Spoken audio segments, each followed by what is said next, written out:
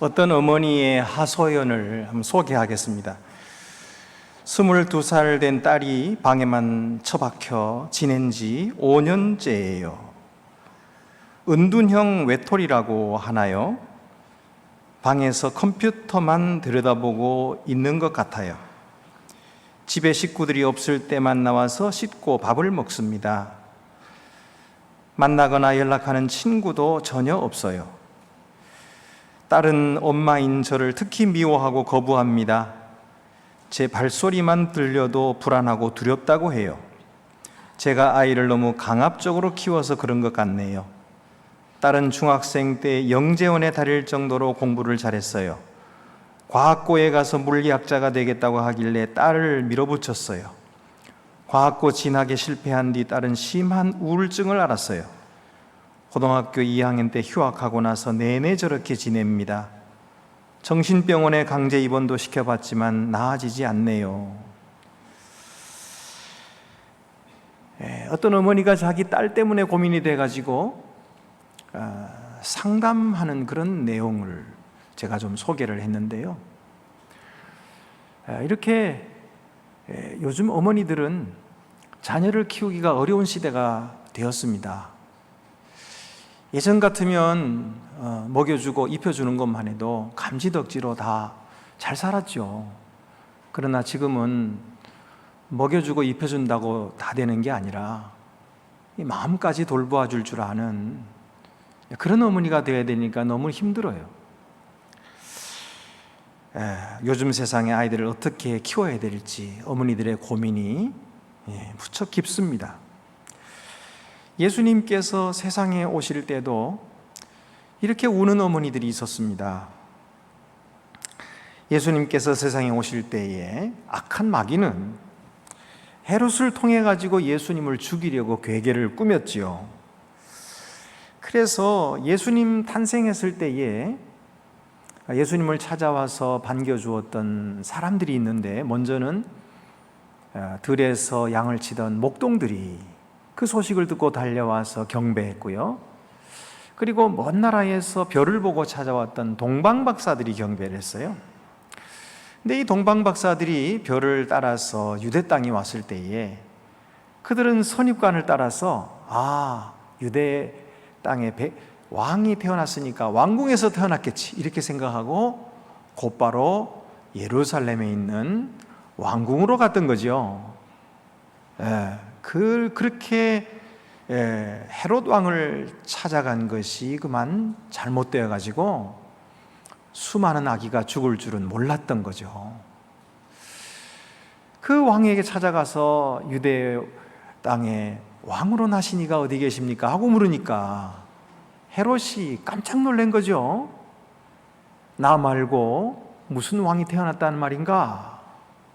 그리고 놀랐던 거예요. 사실 이 헤롯이라고 하는 사람은 아주 잔인한 사람입니다. 자기 권력을 지키기 위해서 온갖 수단 방법을 가리지 않고 자기가 가지고 있는 최고의 것을 절대로 빼앗기지 않으려고 했던 사람이에요.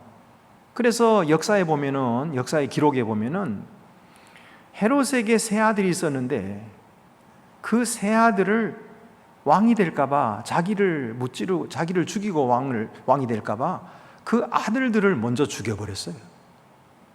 이 정도로 아주 잔인한 왕이었거든요.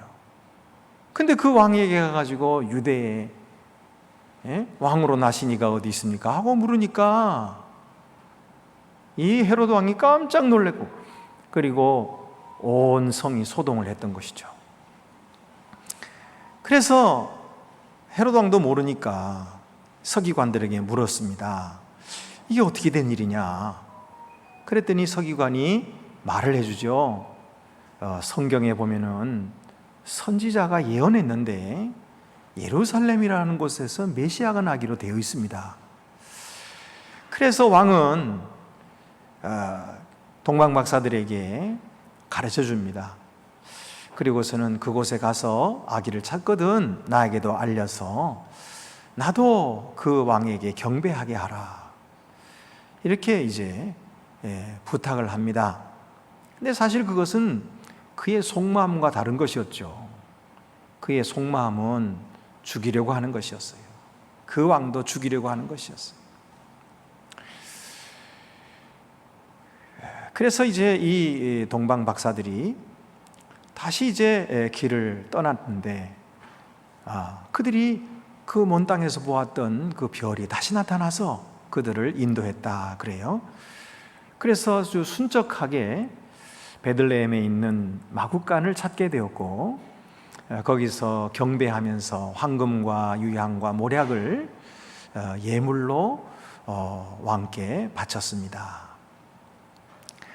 그리고 그 밤에 그들이 잠이 들었는데 천사가 그들에게 나타나서 헤롯이와 아기를 죽이려고 하니까 헤롯에게로 돌아가지 말아라 하는 지시를 받고서 그들은 다른 길로 돌아서 자기 고국으로 돌아갔습니다.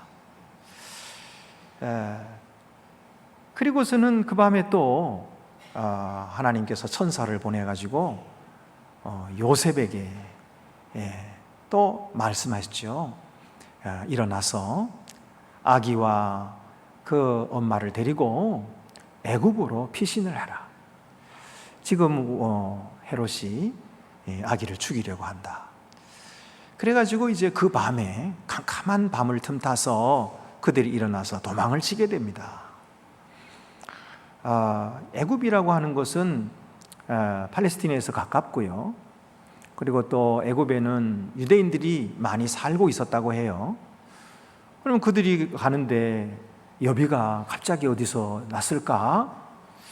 아마도 동방 박사들이 드렸던 그 예물이 값이 되어서 그들이 피신을 할 수 있었던 것 같아요.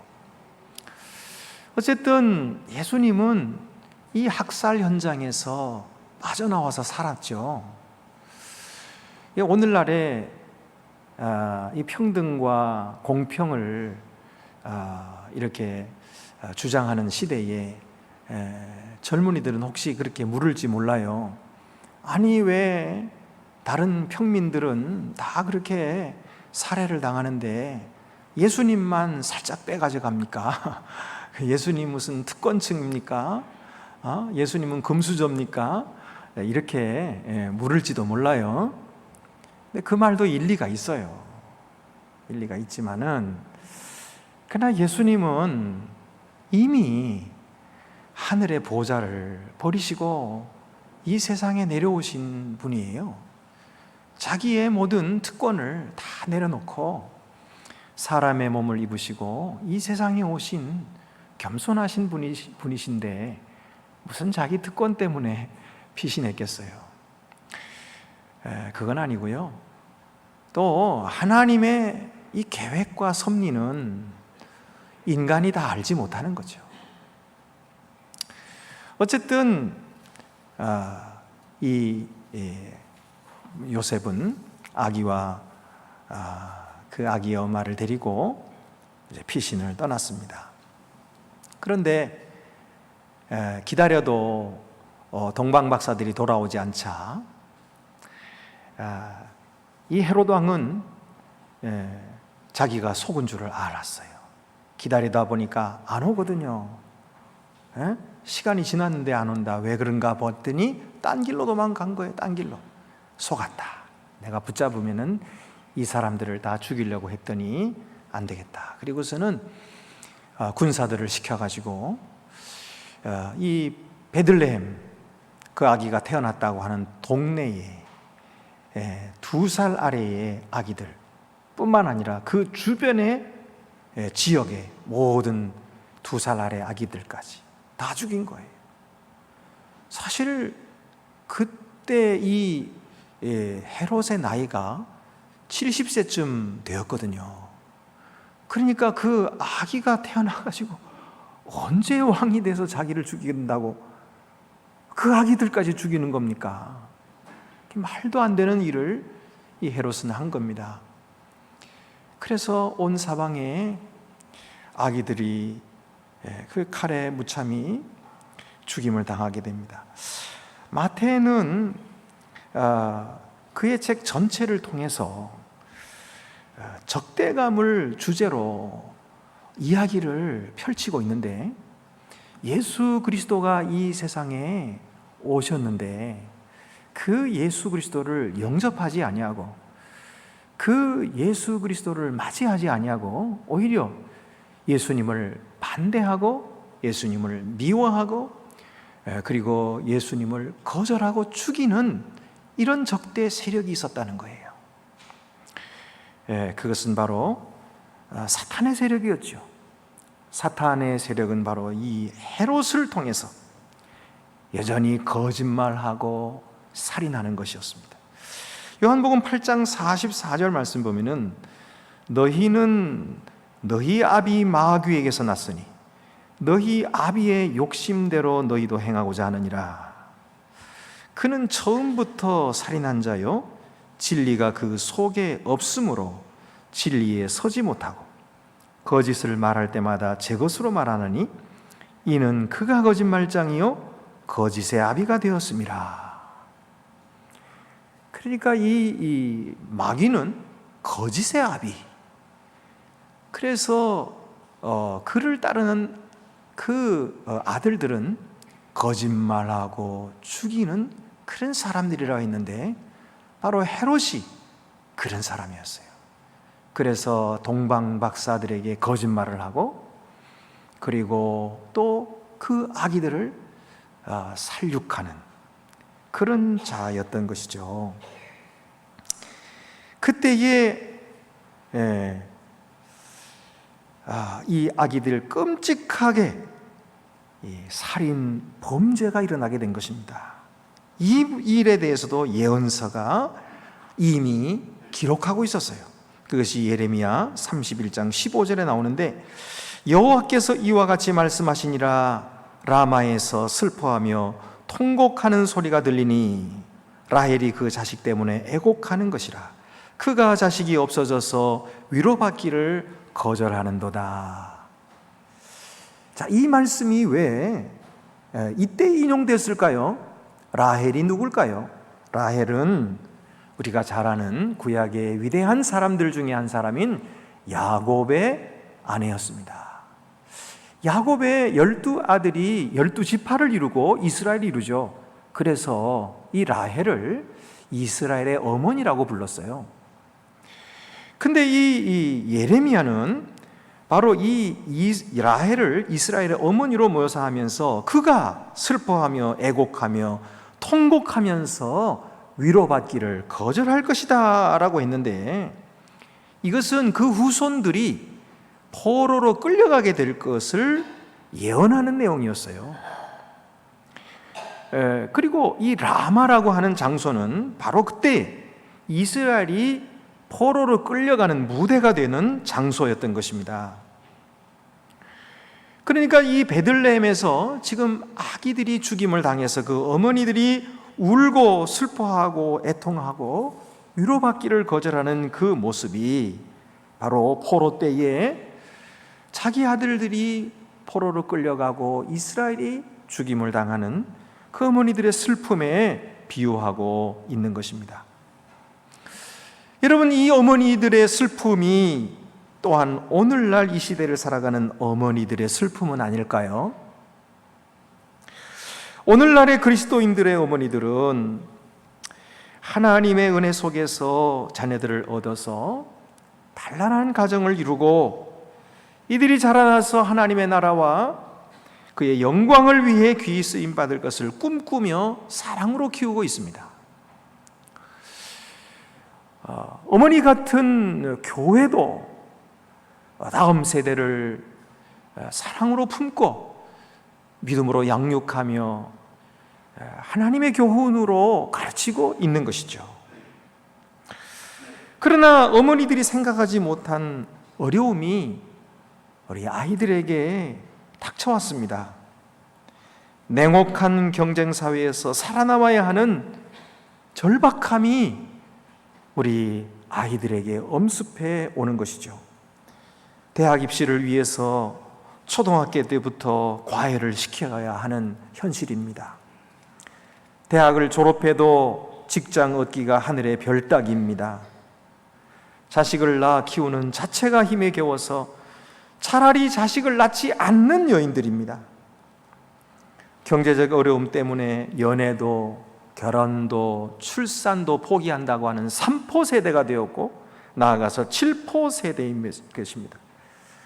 자유롭게 하나님의 사랑 안에서 놀아야 할 어린이들, 또 교회에서 찬송을 부르며 어울려서 꿈을 꾸어야 할 다음 세대들이 학원에 끌려다니느라 성경을 배우지 못합니다. 성공을 쫓아가느라 예수님을 따르지 못합니다. 입시 준비하느라 믿음을 준비하지 못하고 스펙을 쌓느라 정신이 팔려서 교회 공동체를 세우지 못합니다. 믿음의 자녀들이 죽어가고 있는 것입니다. 신음하며 젊음을 빼앗기고 있는 것입니다. 하나님의 나라와 건강한 사회를 꿈꾸며 펴서 날아야 할 그들의 날개가 꺾여지고 부러지고 있는 것입니다. 젊은이들이 전세방 한 칸 구할 수 없어서 결혼도 못하고 남녀가 슬퍼하며 외로워하고 있는 것입니다. 이를 어찌할 것인가? 정치가 해결합니까? 외교가 해결합니까? 경제가 해결합니까? 교육으로 해결이 됩니까? 그 어떤 것도 풀지 못하는 이 숙제를 교회는 풀 수 있을까요? 네, 풀 수 있습니다. 그것은 우리가 지혜롭고 똑똑해서가 아닙니다. 우리는 가진 것이 없지만 우리 주 예수 그리스도가 계시기 때문입니다. 예수 그리스도는 이 모든 문제를 해결하실 수 있습니다. 그리고 해결해 주실 것입니다. 우리 아이들을 살려주시고 어머니 품으로 돌려보낼 것입니다. 어머니의 슬픔을 위로해 주시고 소망과 용기와 확신을 주셔서 회복시켜 주실 것입니다. 야이로는 딸이 병들어서 예수님께 사람을 보내가지고 오셔서 제 딸을 좀 고쳐주십시오, 그렇게 부탁을 했습니다. 사람들이 와서는 예수님 보고, 야이로는 회당장인데 이 지역의 사람들을 위해서 얼마나 수고를 많이 한 사람인지 모릅니다. 다른 사람 몰라도 이 사람은 꼭 가서 고쳐주셔야 되겠습니다. 그러니까 예수님께서 그래, 가서 고쳐주마. 그리고 그 길로 가는 길에 12해를 혈증으로 앓는 여인을 만나가지고 그 여인을 고쳐주시느라 시간이 지체돼서 그랬는지 그만 그 사이에 야이로의 딸이 죽고 말았어요. 야이로는 낙심하고 실망했습니다. 그래서 예수님이 여기까지 오시는 걸음이 헛수고가 될까봐 다시 사람을 보내가지고 오시지 마십시오. 우리 아이가 이미 죽었습니다. 야이로 생각에 죽으면 끝이죠. 그게 상식이죠. 죽었으니까 끝났으니까 예수님 괜히 번거롭게 여기까지 오실 필요 없으니까 돌아가십시오, 그렇게 말씀드렸던 거예요. 더 이상 희망을 가질 수도 없고 가져서도 안 되는 상황입니다. 그는 예수님도 그럴 것이라 생각하고 예수님을 돌려보내려고 했지요. 하지만 예수님은 야이로가 생각하는 그런 분이 아니었어요. 예수님은 생명의 주님이셨던 것입니다. 예수님은 생명을 주시기도 하고 생명을 가져가시기도 하는 생명의 주인 하나님이셨기 때문이에요. 예수님이 그 말씀을 듣고서는 뭐라고 말씀하셨어요? 두려워하지 말고 믿기만 하라. 그리고서는 계속 그 길을 가시는 거예요. 야이로의 집으로 가시는 거예요. 사람들은 의아하게 생각했습니다. 그리고 그곳에서 울고 있던 사람들도 예수님께서 이 아이가 잔다 하니까 예수님을 비웃었습니다. 죽은 사람을 잔다 하다니 뭘 모르시는구만. 그러나 예수님은 베드로와 요한과 야고보만 따로 데리시고 그 부모와 함께 그 아이의 방에 들어가셨어요.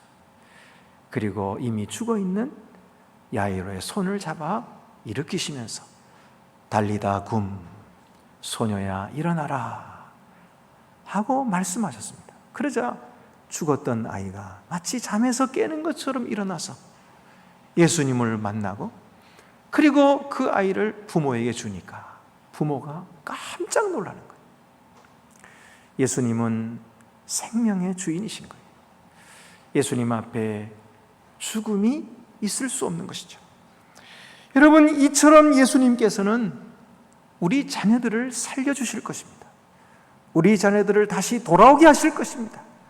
우리 자녀들을 통해서 하나님의 나라가 이루어지게 하실 것입니다.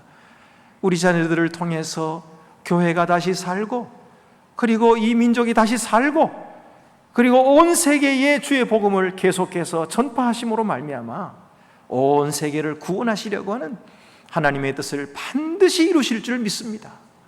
여러분이 하나님의 계획과 하나님의 섭리를 누가 맡겠습니까? 하나님이 반드시 이루실 텐데 누가 그 일을 감당할까요?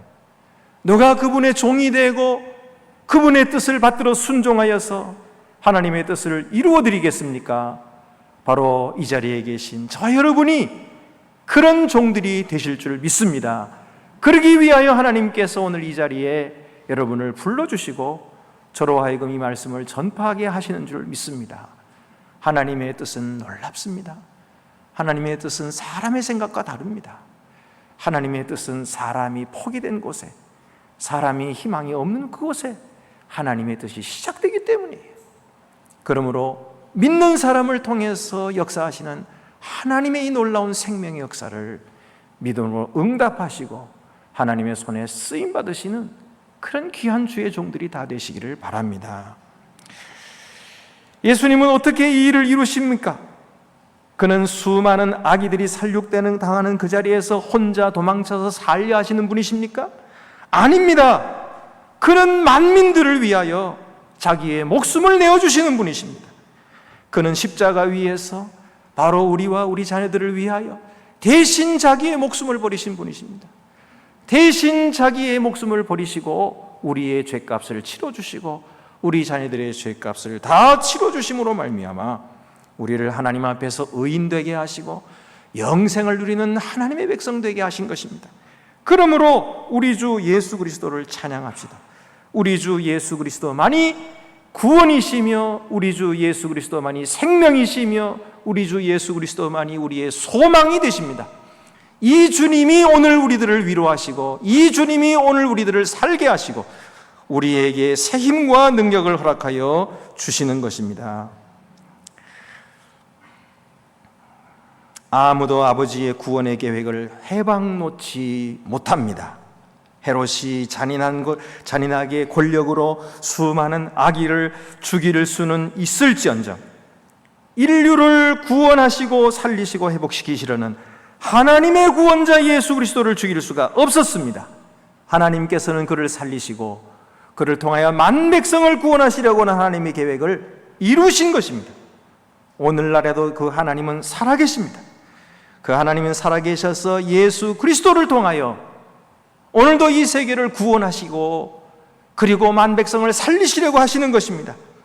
예수 그리스도는 헤롯의 손에서 건진받은 것처럼 우리 자녀들도 살려주실 것입니다. 믿음이 회복되게 하시고 민족과 세계를 위한 하나님의 구원의 사역을 이루는 강한 군사들이 되게 하실 것입니다. 그러므로 어머니들이여 슬퍼하지 마십시오. 울지 마십시오. 하나님이 주시는 위로를 받으시기를 바랍니다. 그때 그 어머니들은 너무너무 슬퍼서 위로받기를 거절했었지만 그러나 우리 하나님이 주시는 위로를 받으시는 어머니들이 되시기를 바랍니다. 오늘 하나님께서는 우리에게 뭐라고 말씀하십니까? 오늘 우리의 읽은 예레미야 31장 16절 말씀, 여호와께서 이와 같이 말씀하시니라. 내 울음소리와 내 눈물을 멈추어라. 내 일에 삭슬 받을 것인즉 그들이 그의 대적의 땅에서 돌아오리라. 여호와의 말씀이니라. 그들이 그 대적의 땅에서 돌아오리라. 이것이 여호와의 약속의 말씀이요, 이 예레미야의 약속의 말씀이 이루어져서 이스라엘 백성들은 포로 생활에서 다시 돌아오게 되었던 것입니다. 이 약속의 말씀이 예수 그리스도 안에서 이루어져서 대적의 손에서 건짐을 받은 것입니다. 이와 같이 우리들이 그렇게 구원받은 것처럼 우리의 자녀들도 하나님의 능력으로 구원받게 될 줄 믿습니다. 하나님의 능력은 믿는 자들을 통해서 역사하십니다. 믿는 자를 통해서 하나님의 구원이 나타나십니다. 하나님의 구원이 이루어지는 것입니다. 17절 말씀입니다. 너의 장래에 소망이 있을 것이라. 너의 자녀가 자기들의 지경으로 돌아오리라. 여호와의 말씀이니라. 여러분, 성령이 우리와 우리 자녀들과 함께 하십니다. 그들을 버리지 않으시고 피난처로 이끄시고 보호하십니다. 어머니들이여, 다시 일어나 자녀들을 위해 기도의 제단을 쌓읍시다. 가정 제단을 쌓읍시다. 회복하십시다. 유일한 희망은 오직 주 예수 그리스도이시기 때문입니다. 그분께 우리 자녀들을 맡기십시다. 부탁드리십시다. 그의 주권적인 섭리에 의지하고 앞으로 나아가는 우리 어머니된 교회가 되시기를 바랍니다. 기도드리시겠습니다. 은혜로우시고 자비로우신 아버지 하나님, 우리는 참으로 절망스러운 상황에 빠져 있습니다. 앞을 보고 뒤를 보고 어디를 보아도 우리 자녀들을 믿음으로 돌아오게 할 어떤 방도도 없는 것을 우리는 지금 절실하게 느끼고 있습니다. 어떤 수단도 통하지 않고 어떤 방법도 통하지 않는 시대가 되었습니다. 우리 자녀들은 모두 세상에 다 빼앗기고 말고 믿음으로 돌아오는 자녀가 없을 것 같습니다. 그러나 하나님께서는 남은 자를 주시는 줄 믿습니다. 하나님은 남은 자를 통해서 또다시 역사하시는 하나님이신 줄로 믿습니다. 하나님이여, 오늘 저희들에게 믿음을 더하여 주시옵소서. 우리가 주를 바라보고 믿게 하여 주시고 주의 말씀을 붙들게 하여 주시고 이 말씀의 약속하심을 믿게 하여 주셔서 성령의 능력으로 기적을 경험하는 이 세대가 되게 하여 주시옵소서. 모든 사람들이 포기하고 모든 사람들에게 낙심하고 있을 때에 주여, 우리들은 다시 믿음으로 일어서서 소망을 갖게 하시고 다시 희망을 품고 다음 세대를 키우는 일에 더욱더 힘써서 우리 주님 앞에 영광을 돌리는 주의 자녀들이 되게 하여 주시옵소서. 그래서 주의 약속대로 우리 자녀들이 돌아오는 것을 보게 하여 주시고 교회가 다시 부흥하는 것을 보게 하시고 이 민족이 온 세계에 주의 복음을 증거하는 믿음의 민족 되는 것을 볼 수 있도록 우리들에게 복을 내려 주시옵소서. 이 일을 위해서 수고하는 모든 주의 종들에게 주께서 친히 갚아주시고 하늘에 풍성하신 것으로 내려주셔서 부족함이 없게 하여 주시고 하나님의 나라를 위해 쓰는 모든 자들에게 하늘의 것으로 갚아 주시옵소서. 우리 구주 예수 그리스도의 이름으로 기도드립니다. 아멘.